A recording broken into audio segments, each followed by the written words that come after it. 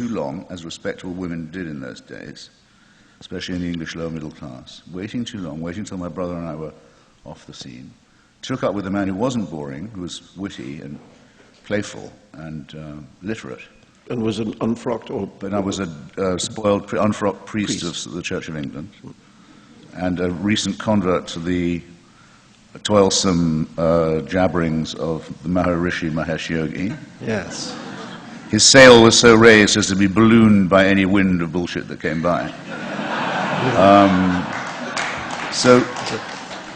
But was, for all his outward charm and so on, he was, I think the word we would now use would be bipolar. He was manic depressive and he was suicidal, and he talked her into a suicide pact in Athens when I was 23, and I had to go to Athens, it having been reported as a murder. So I went, my mother's room in this hotel was when I saw it, a crime scene. And there were tanks in the street outside. There was a revolution and counter-revolution going on in Greece. The junta was beginning to fall apart. It was firing wildly into the crowd, and it was a very melodramatic week for me. I hope I convey some of it in the book.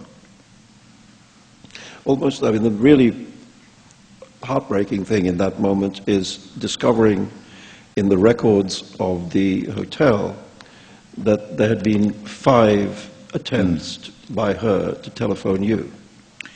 Yes, she was very keen on me, keen enough to keep her Jewishness from me because she didn't want me to suffer as she and her mother had from the sort of low-level discrimination you can have in England.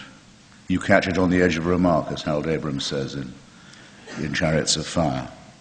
So we never had the discussion. I'll never know why she did. I think she wanted me to pass and to become an English gentleman. So you be the judge of how well that worked out. Yeah. But no, she had desperately tried to ring me, and I was young in London in those days. I'd just started working at the New Statesman. I'd just moved to the capital. I wasn't home that much, and I never got the calls, and there were no answering machines or voicemails, and let alone cell phones in those days. So you hear a lot of babble, Salman, don't you, about closure, for example, and therapy and the healing of the wounds. Well, all of this is meaningless to me, but it's meaningless for a particular reason. I can't get closure now, because I'm sure, and I never will. I know if she'd heard my voice, it would have steadied her, rallied her. I know it would have done.